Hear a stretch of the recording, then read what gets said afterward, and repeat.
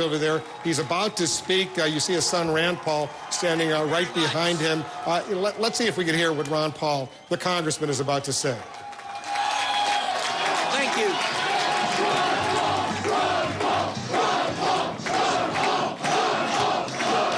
That's great.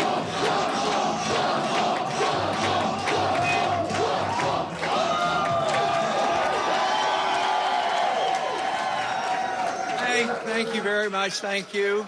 And I think you might recognize my wife. Her picture is on that cookbook. Anybody see that cookbook this year? Well, thank you very much. What a delightful crowd. And, you know, sometimes they say, boy, that was a good speech. I said, no, that was a good crowd. that makes all the difference in the world. You know, we talk about, and A.J. mentioned, you know, one of 3 tickets out, which is obviously true, and one of 2 that can actually run a national campaign and raise the money. But there's nobody else that have people like you working hard and enthusiastic and believe in something.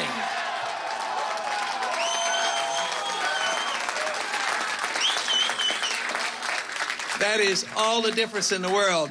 And before I continue with any more comments, I do want to bring at least step forward three of our chairmen. You met already, A.J. Stryker and David Fisher would step forward, as well as Drew Ivers, who's been the chairman, and they are on the Central Committee, and they have led the charge all throughout Iowa.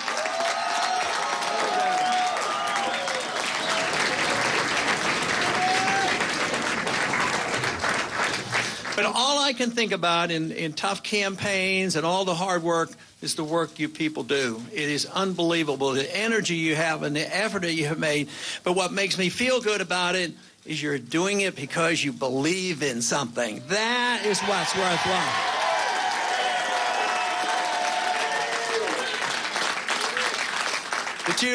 But you also know that there's 2 good things. Some people say, well, you guys just do that because you believe in something and promote a cause.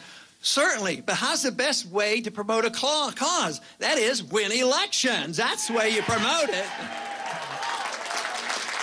Now, the enthusiasm has been unbelievable. It's fantastic. It's national. Thousands of people now have been involved, not only in Iowa, but around the country, and they're ready and raring to go.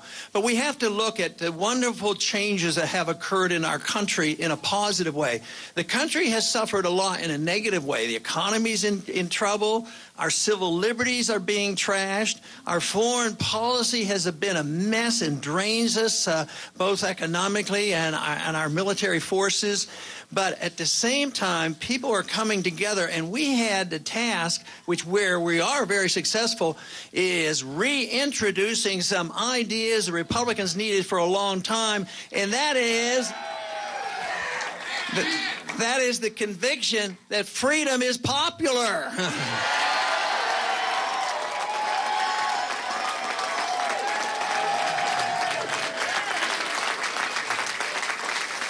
But once again, we have had a fantastic showing for this cause and challenging people, not the status quo that we have been putting up with for decades after decade, but challenge them and saying, you know, let's challenge them. Let's go back to this real old-fashioned idea, this very dangerous idea. Let's obey the Constitution.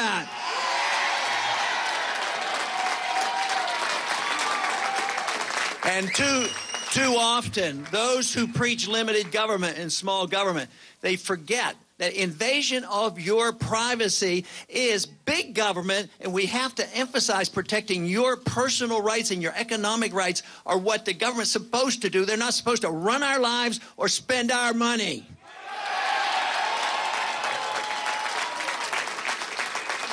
And also, along those lines, what we have introduced with so much enthusiasm, I hear it so often from so many volunteers. The other day, somebody came up to me, and he was refreshing my memory because he knew I knew the statement because I've said it. Back in the old days, in the early 70s, Nixon said, we're all Keynesians now, which meant that even the Republicans, they accepted liberal economics. He says, I'm waiting for the day when we can say we're all Austrians now.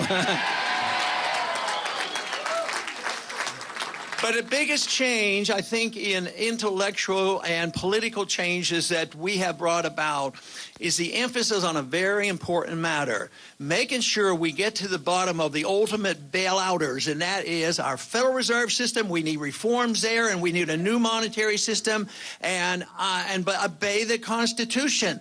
This is something that we've made great progress. So the first and initial important step that we've worked so hard, and it's on the table. Today there was a national poll came out, and they were talking about how many people supported the gold standard. How long has it been since they've taken a national poll on the gold standard?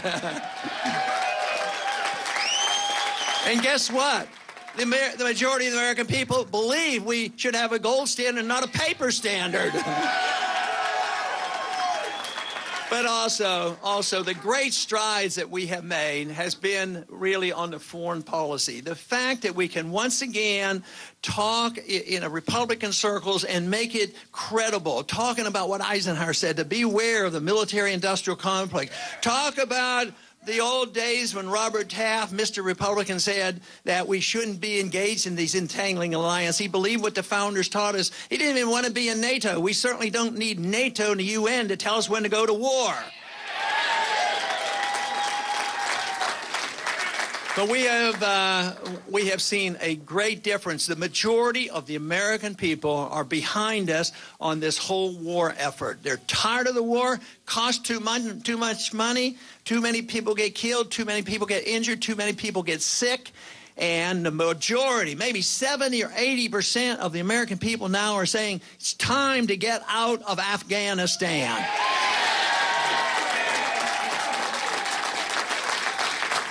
So those are the issues. Those are the issues that we have brought front and center. They're out there. They're not going to go away. And we have tremendous opportunity to continue this momentum. It won't be long that there's going to be an election up in New Hampshire.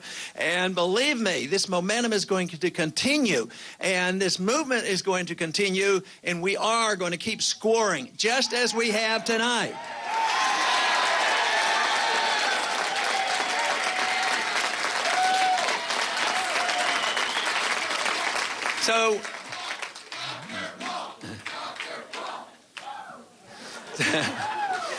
So tonight we have come out of an election and we're essentially three winners, three top vote getters, and we will go on. We will raise the money.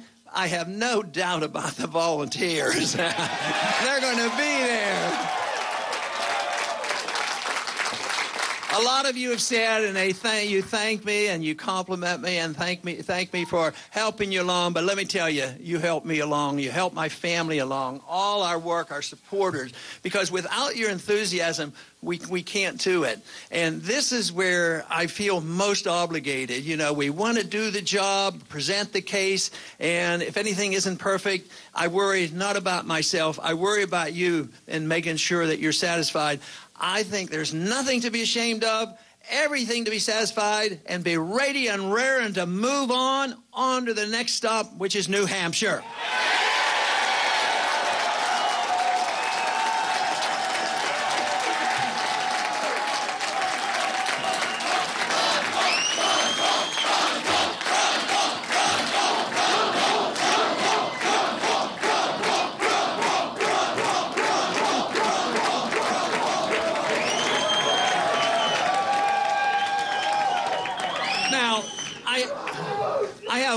I have another speaker, a special guest tonight. He's been with us this evening. Matter of fact, he's been with us in our campaign for quite a few years. And you may have met him because he's been around here this evening. But I'd like him to come out and say a few words.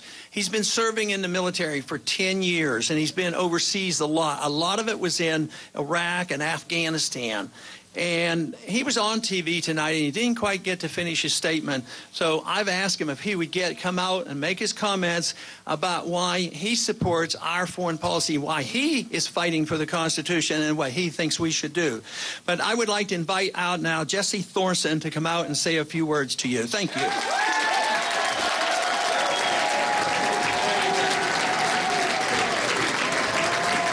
How about Ron Paul?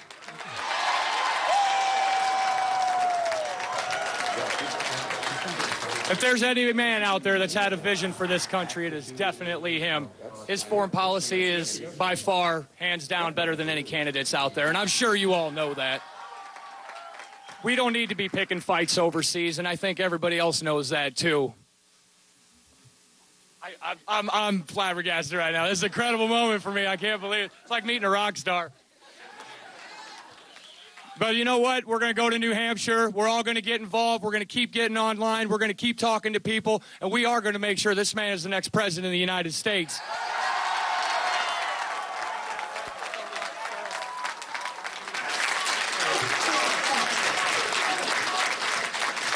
Thank you very much. That is a powerful message. And once again, we all know where the active military people send their money when they're campaigning. They send it to our campaign for liberty, our campaign for the Constitution, our campaign for liberty of government, our campaign for personal liberty and privacy, and a wise foreign policy.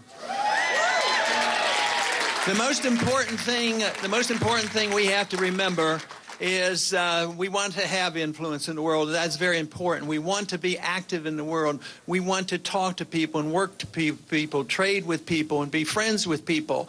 But what we need to realize is our ways. You know, there's people who say that we are an exceptional nation, and we certainly are and have been, but we're slipping. But this idea that our exceptionalism out of desperation say that we are so exceptional, what we must do is prove it to the world. We have to send our troops around the world and force it down their throats. If they don't do it, we'll, invade them and occupy them and force election on them. I'll tell you the best way to spread our message, and that is do our job at home. Preserve our liberties at home. Provide the free market. Have a sound currency. Balance the budget. Set an example and get the rest of the world to emulate us. That is the road to peace and prosperity. Thank you very much. Thank you. All right, so Ron Paul, you hear him speaking to his supporters there in Iowa. He has come in third, but not very far behind the top two, Rick Santorum and Mitt Romney. Let's take a look at how close this race is right now, and we'll put the numbers. Newt Gingrich, by the way, is getting ready to speak over at Newt Gingrich headquarters in Iowa.